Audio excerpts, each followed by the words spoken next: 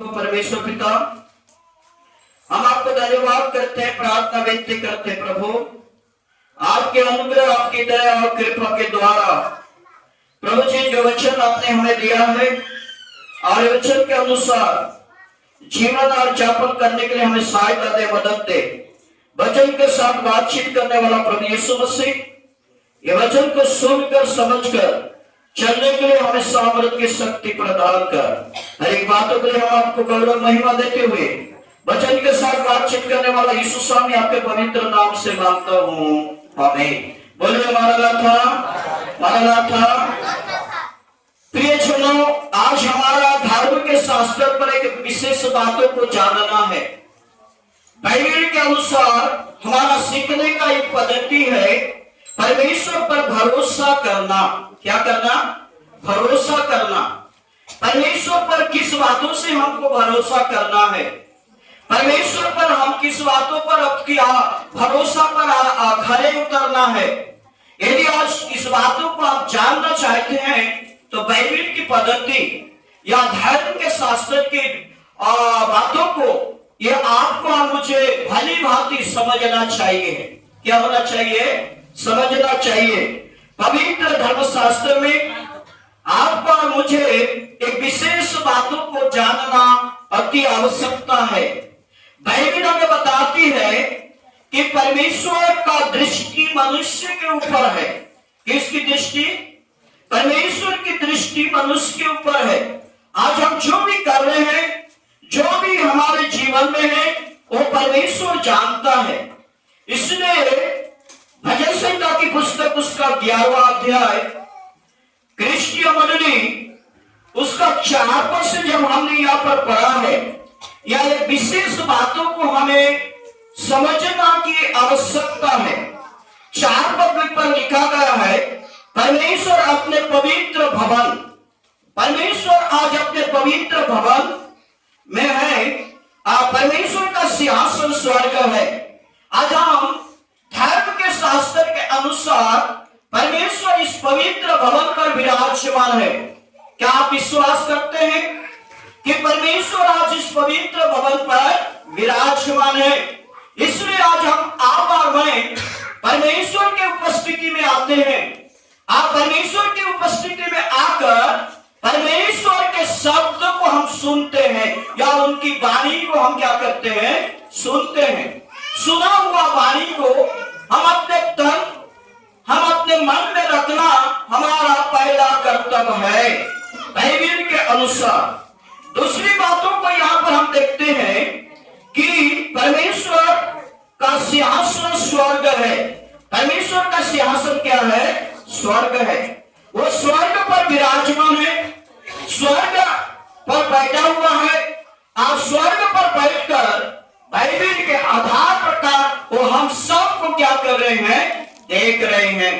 हम सबों को परमेश्वर क्या कर रहे हैं? देख रहे हैं। ये है दूसरी बात, परमेश्वर का सिंहासन स्वर्ग है।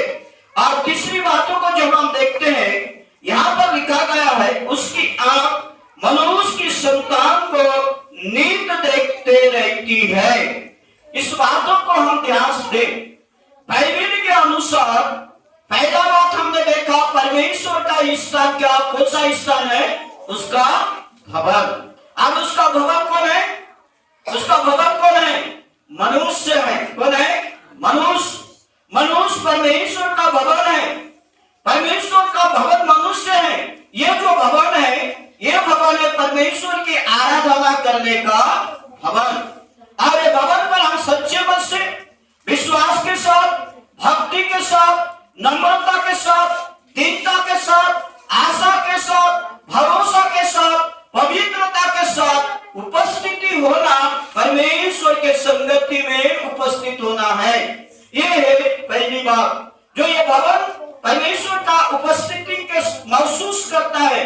परमेश्वर की उपस्थिति में हम क्या होते हैं? महसूस अर्थात अनुभव करना है कि मैं परमेश्वर की उपस्थिति में हूँ, क्योंकि भवन परमेश्वर की उपस्थिति भवन है। दूसरी बात, परमेश्वर स्वर्ग पर है। स्वर्ग पर रखकर, स्वर्ग उसका सिंहासन है, पृथ्वी उसकी पैर की चौकी है, और हम कहाँ हैं? पैर की चौकी पर, उसके पैर के नीचे वह स्वर्ग सिंहासन पर बैठकर आज उसकी आंख मनुष्य की संतान को नित्य सदा सर्वदा हो, उसका आंख हमारे ऊपर है। उसकी आंख इनके ऊपर है, हमारे ऊपर। परमेश्वर आज हमको नहीं देखता, नहीं जानता, नहीं विचारता। ऐसा मत सोचिए।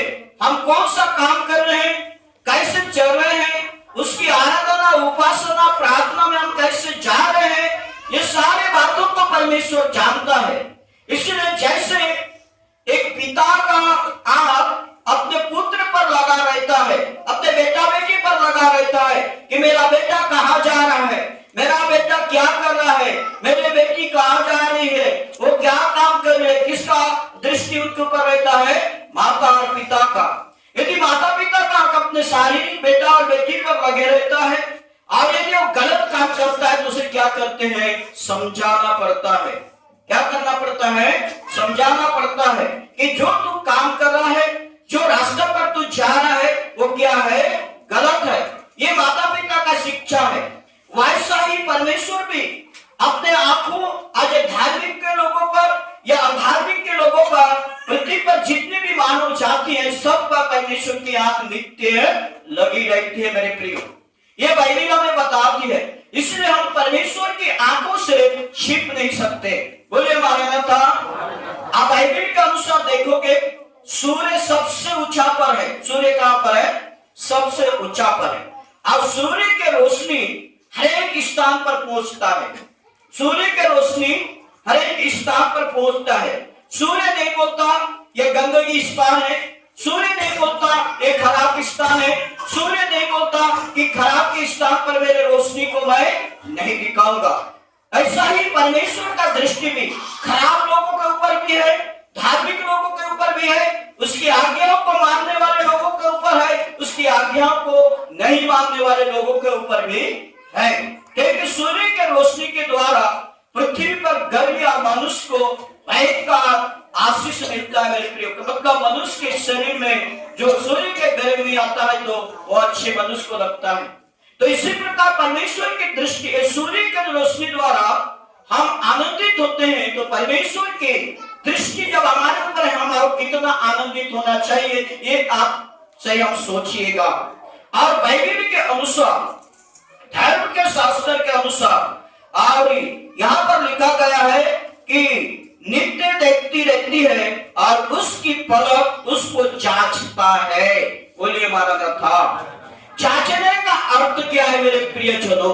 अभी आप मोबाइल खरीदने जाओगे, मोबाइल खरीदने जाओगे तो मोबाइल आप देख कर, परख कर, मोबाइल अच्छे मोबाइल को खरीदने चाहोगे, उसका दाम को पूछोगे और आप मोबाइल खरीदोगे तो मोबाइल का पूरा डाटा मतलब मोबाइल का पूरा विषय को आपको जानना है। ये मोबाइल को कैसे चलाना है, मोबाइल को कैसे रखना है, मोबाइल को हम किस प्रकार व्यवहार करने, सबको जानना है। इसका अनुसार देखते तो मानुष होकर हर एक वस्तु को जांचते परखते हैं। तो परमेश्वर का दृष्टि और उसका पलक में हमें क्या करता है? जांचता है। परमेश्वर का पलक अर्थात हम किस प्रकार प्रभु के ऊपर विश्वास से या धार्मिक या उसकी आज्ञाओं को मानते हैं कि नहीं मानते हैं, ये परमेश्वर आपको और मुझे क्या करते हैं? आंख पर देखकर पलक पर क्या करता है? जांचता है। वैसा मेरे प्रियो परमेश्वर नहीं जांचता, ऐसा मत सोचिए। बाइबल हमें बताती है परमेश्वर अपने पलक पर क्या करता है? जांचता है। क्या उसके जांच पर हम खड़े हैं? उसके जांच में हम क्या सच्चाई है, या उसके जांच पर हम लोग किस प्रकार निकम्मा है? एक बार आप सोच कर देखिए। यदि उसके जांच पर हम सही और खरे नहीं निकले रहेंगे तो अंतिम के दिनों में क्या होगा? आप स्वयं उस बातों को गणना या विश्वास का वर्णन करिए, आप भेद रखिए। इस प्रकार की ये राजा दाऊद इस बातों को, परमेश्वर की बातों को आज आपका मेरे जीवन में इस धर्म के शास्त्र के अनुसार हम देख रहे हैं। मेरे प्रियो, तीसरी बातों को यदि हम देखते हैं, यहोवा धर्मी है। यहोवा क्या है? धर्मी। यहोवा धर्मी है।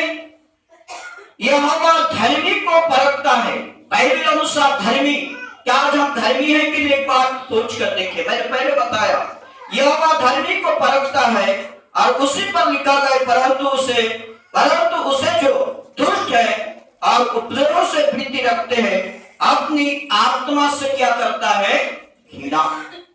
जो हम परमेश्वर की बातों को नहीं मानते, परमेश्वर की विधि विधान पर काम नहीं चलते, परमेश्वर के दृष्टि में हम धार्मिक गिना जाएंगे या दुष्ट गिना जाएंगे? आप स्वयं निर्णय देखें। आप दुष्ट यदि परमेश्वर को जानते हुए परमेश्वर की बातों पर विश्वास करके नहीं चलते, परमेश्वर की पलक पर हम क्या समझेंगे, घिनौना। और यदि हम घिनौना ठहरेंगे तो परमेश्वर हमें क्या करेगा, परमेश्वर हमें घिनौना ठहराएगा, अर्थात अपने दृष्टि में हम कभी भी शुद्ध और पवित्र व्यक्ति नहीं बन सकते। ये बाइबल हमें बताती है। और हम यहाँ पर देखते हैं क्रिस्टीय मंडली, धर्म के शास्त्र के अनुसार आज यहाँ पर लिखा परमेश्वर घृणा करता है। और चौथी बात, वह दुष्ट पर फंदे बरसाएगा। फंदे मतलब विपत्ति। फंदे क्या होता है, विपत्ति। और विपत्ति से हम कभी भी बच नहीं सकते। आग और गंधक और प्रचंड लहू उनके कटोरे में बांट दी जाएगी। इस प्रकार की परमेश्वर की आज्ञाओं को नहीं मानकर यदि हम चलेंगे, वचन के अनुसार हम नहीं चलेंगे, परमेश्वर के पलक पर यदि हम इस प्रकार की बातों पर अविश्वास के साथ चलेंगे, तो यहाँ पर कितना विपत्ति है मालूम है? पहला विपत्ति है आग, दूसरा गंधक, तीसरा प्रचंड, चौथा लहू। और उनके ये 4 प्रकार की विपत्ति हमारे जीवन में आ सकता है। इसलिए बाइबल में मैंने आपको बताया परमेश्वर पर भरोसा करना। क्या करना? भरोसा। यदि आप परमेश्वर की बातों पर भरोसा नहीं करते, परमेश्वर की बातों को सुनकर यदि आप पालन नहीं करते, तो ये 4 प्रकार की विपत्ति हमारे कटोरे अर्थात हमारे जीवन में आ सकता है, ये बाइबल के अनुसार। इसलिए बाइबल के अनुसार जब हम देखते हैं, मत्ती सुसमाचार में लिखा गया है, तुम शपथ मत खाना। हम कभी कभी शपथ खाते हैं, ना स्वर्ग का ना पृथ्वी का। स्वर्ग क्या है? परमेश्वर का सिंहासन। पृथ्वी क्या है? प्रभु का पैर रखने का स्थान। ना यरूशलेम अर्थात तो राजा का नगर है, अर्थात इस सारे बातों में तुम क्या ना करना, शपथ ना खाना। क्रिस्टीय मंडली, शपथ खाने का अर्थ हमारे जीवन में कष्ट लाने का अर्थ है। चाहे हम कोई भी बातों में शपथ ना खाए। क्या लिखा है? पढ़ के देखिए 5:34-35 में परमेश्वर कहता है, यीशु मसीह बातों को स्वयं बोला है। मत्ती 5:34 और 35। बाइबल आज आप और मुझसे कहता है, दूसरों से नहीं, जो सुनते हैं हमसे ये वचन कहता है। आज आपका मुझे यीशु को जानने के द्वारा कभी झूठा शपथ को नहीं खाना है, ना स्वर्ग की। देखिए वो परमेश्वर का वासस्थान है, सिंहासन है, ना धरती की। ये धरती परमेश्वर पैर रखने का स्थान है, ना यरूशलेम की, वो महाराजा का नगर है।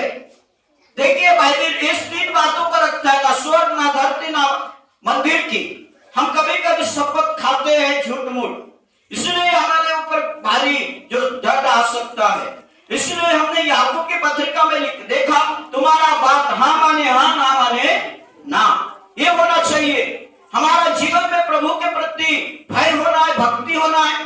हमने शुक्रवार के दिन में सुना कि वहां पर लिखा गया है, मेरे प्रियो, मुंह से कभी छल ना करना और ओठों से कभी झूठ मूठ की बातों ना करना। एक दूसरे की बुराई ना करना और ओठों से छल की बातें ना करना। ये इब्रानियों बाइबल के अनुसार देखते हैं, धर्म के शास्त्र के अनुसार देखते हैं। तो क्रिस्टीय मंडली, बाइबल में जब लिखा गया है, इस बातों को हमको भली भांति समझने की आवश्यकता है। वहां पर लिखा गया है, आप पढ़ना चाहते तो पढ़िए इस पद को। पहला पत्रस की पत्रिका उसका 3रा अध्याय उसका में लिखा है, जीवन की इच्छा रखते हैं। देखिए पहला पत्रस की पत्रिका उसका 3 अध्याय 10 पद में होगा मेरे ख्याल से। यहां पर लिखा गया जीवन की इच्छा रखता है और अच्छे दिन देखना चाहता है, वह अपनी जीभ को बुराई से और अपने होठों को छल की बातों से करने से रोके। क्या करे, क्या करे, क्या करे? हम छल और कपट पर हैं तो हम परमेश्वर की धार्मिकता कभी भी गिना नहीं जाएंगे। इसलिए मेरे प्रियो, धर्म के शास्त्र के अनुसार, पवित्र बाइबल के अनुसार भजन संहिता 57 पद पर परमेश्वर का महिमा को देखते हैं। वहां पर परमेश्वर की महिमा को देखते हैं कि परमेश्वर तो स्वर्ग के ऊपर अति महान है और तेजमय है, तेरी महिमा सारी पृथ्वी के ऊपर फैल जाए। मैंने आपको बताया महिमा क्या है। परमेश्वर की राज्य दिन और प्रतिदिन बढ़ोतरी। महिमा का अर्थ है परमेश्वर का राज्य दिन और प्रतिदिन वृद्धि होना। यह है परमेश्वर की महिमा का काम। और आज हम परमेश्वर का कार्य को बढ़ाना है, परमेश्वर को सच्चाई को एक दूसरे को बांटना है, परमेश्वर का धार्मिकता में एक दूसरे में संगति रखना है। परमेश्वर, ये है परमेश्वर की महिमा की बढ़ोतरी। बाइबल के अनुसार, धर्म के शास्त्र अनुसार 90 उसका भजन संहिता 90 उसका पहला और दूसरा पद में और एक पद लिखा गया है। भजन संहिता 90 अध्याय उसका पहला और दूसरा पद को पढ़िए, क्या लिखा गया है? हे प्रभु 90 1 2 हे प्रभु तू पीढ़ी से पीढ़ी तक हमारे लिए बोले मानवता। परमेश्वर के ऊपर जो उसकी आज्ञाओं पर चलते हैं, उसकी विधि विधान पर चलते हैं, बाइबल के अनुसार देखते हैं, परमेश्वर उनके ऊपर भरोसा करके चलने वाले लोगों पर, भरोसा रखने वाले लोगों पर वो पीढ़ी से पीढ़ी तक उसका वास स्थान होगा। धाम होगा अर्थात उसका शरण स्थान। धाम है, हाँ, इससे पहले कि पहाड़ उत्पन्न हो जाए,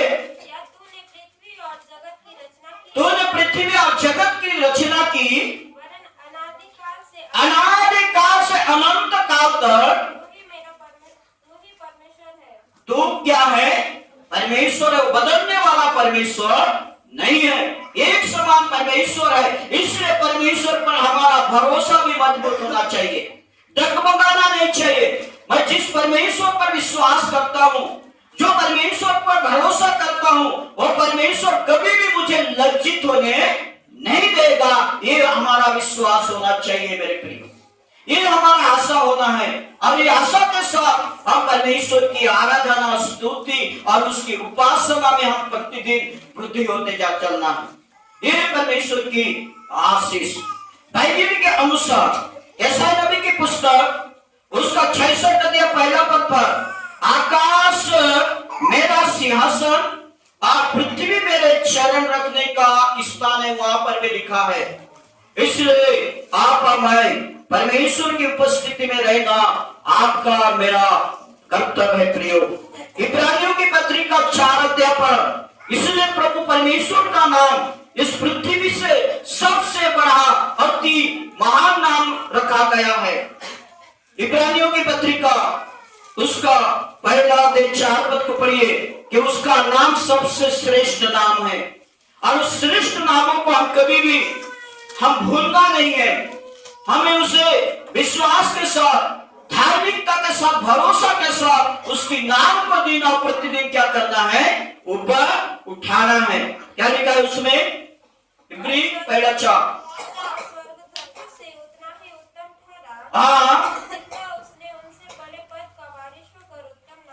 देखिए, बड़े पद का बारिश होकर क्या नाम पाया? उत्तम नाम। आज आपको और मुझे उत्तम नाम को बढ़ाना है मेरे प्रियो। प्रभु ने हमें उनके पास बुलाया है, इसलिए सारे बातों को हम भली भांति जाने। बाइबल में हमने देखा परमेश्वर धर्म के शास्त्र के अनुसार परमेश्वर अपनी पवित्र भवन में है। कहां पर है? पवित्र भवन। आप पवित्र भवन कौन है? हमारा हृदय को तैयार करना है, हमारा मन को तैयार करना है, हमारे तन को तैयार करना है। यदि हमारा मन पवित्र नहीं है तो परमेश्वर हमारे हृदय में कभी भी विराजमान नहीं होंगे। इसलिए हम किस बातों में पवित्र बनना है, किस बातों में हमको परमेश्वर की उपस्थिति में जाना है। प्रियजनों, ये बाइबल कहता है यीशु मसीह भी जब 12 वर्ष का उम्र हुआ, 12 वर्ष की उम्र होने के बाद फसह के पर्व के दिनों में अपने माता और पिता पुनर्बार यरूशलेम में चले गए और यरूशलेम में यीशु मसीह को भी ले गए। और यीशु मसीह वहां फसह का पर्व समाप्त होने के बाद अपने अपने नगर में जाने लगे। मरियम यीशु भी अपने गांव नासरत में आने लगे। 1 दिन या 2 दिन का वो या रास्ता निकल गए, मगर यीशु उनके साथ नहीं थे। यीशु कहां पर थे? यरूशलेम मंदिर में थे।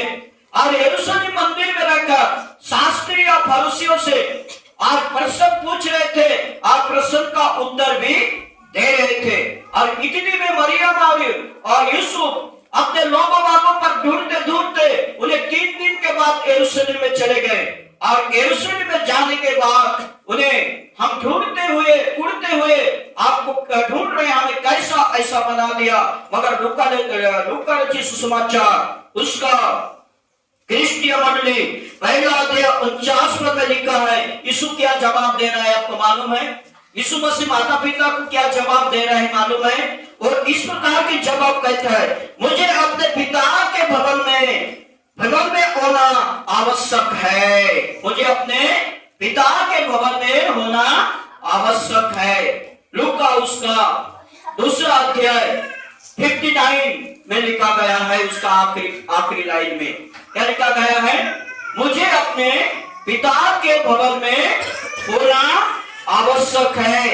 हे मेरे प्रियजनों, यीशु ने कहा कि मुझे अपने पिता के भवन में होना आवश्यक है, तो आप और मैं कौन हो सकता हूं?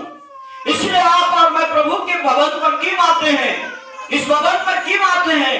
परमेश्वर की बातों को सुनने या सीखने। ये परमेश्वर की बातों को यदि हम सुने और समझे और उसकी आज्ञा पर चले तो परमेश्वर हमें बहुतायत से आशीषों को भर देगा।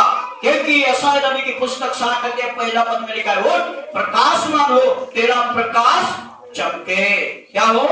चमके। तो इसलिए आज आप और मैं भी परमेश्वर के पवित्र भवन में उपस्थित है। और यदि हम परमेश्वर के पवित्र भवन में उपस्थित होकर अपने आप को परमेश्वर के ऊपर भरोसा करके क्या करना है? चलना है। जैसे एक छोटा सा बच्चा अपने माता और पिता जब उसके सामने रहते हैं और वो चलने लगता है, उसको मालूम है कि मेरे माता पिता या मेरे दादा दादी, मेरे रिश्तेदार मेरे सामने मुझे गिरने नहीं देंगे।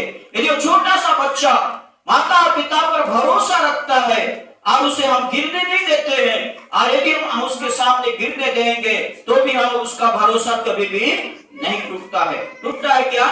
बच्चा गिरेगा, हम नहीं उठाएंगे तो रोएगा, फिर से क्या होगा? उसका भरोसा माता पिता पर होगा, फिर से बच्चा उठेगा और चलने लगेगा, फिर से गिरेगा, हम नहीं उठाएंगे, चलने का आदेश उन्हें सिखाएंगे तो वो बच्चा फिर से उठेगा, रोएगा, और रोने के बाद फिर से भरोसा करेगा माता पिता, आप क्या हो जाएंगे, वो चलने लगेगा। आखिरी समय में हम उसे गिरने नहीं देंगे।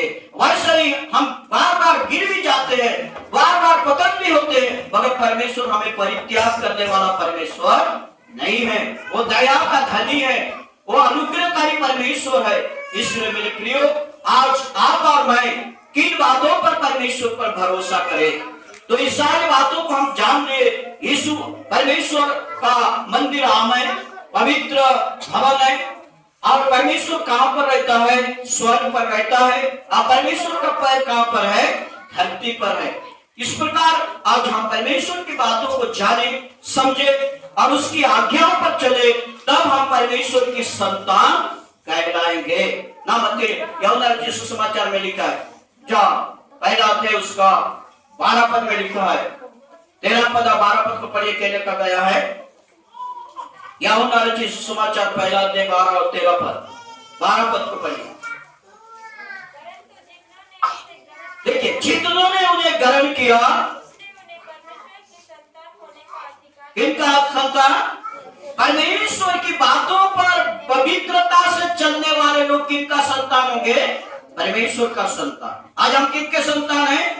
परमेश्वर की संतान है। इसलिए परमेश्वर हमें कभी भी गिरने नहीं देगा। और परमेश्वर कभी भी हमें निराशा नहीं करेगा। वो परमेश्वर कभी भी हमें धोखा नहीं देगा। मगर उसकी बातों पर हमको विश्वास करके क्या करना है? चलना है। भरोसा करके चलना है। यदि भरोसा करके चलेंगे तो पिता अपने संतान की आवश्यकता को क्या करेगा? पूरा करेगा। यही परमेश्वर की शिक्षा। ये छोटी सी वचन के द्वारा प्रभु हम सबों को, आप सबों को बहुतायत से आशीष को प्रदान करे। आमीन। सर्वशक्तिमान दयालु प्रभु परमेश्वर पिता, हम धन्यवाद करते हैं, प्रार्थना विनती करते प्रभु जी, आपके अनुग्रह, आपकी दया, आपकी कृपा के द्वारा प्रभु जो वचन को दिया, भरोसा करके चलने का वचन, हे पिता हम आपके ऊपर भरोसा करते, विश्वास करते। हमारा भरोसा को कभी भी कमी होने मत देना।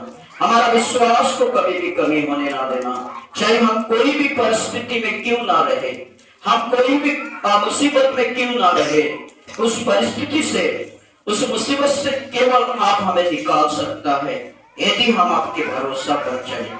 और यदि हम आपकी भरोसा पर नहीं चलेंगे, हम दुष्ट स्वभाव के जीवन जिएंगे तो 4 प्रकार की विपत्ति से हमें कोई भी बचा नहीं सकता। प्रभु ऐसा हमें होने ना दे।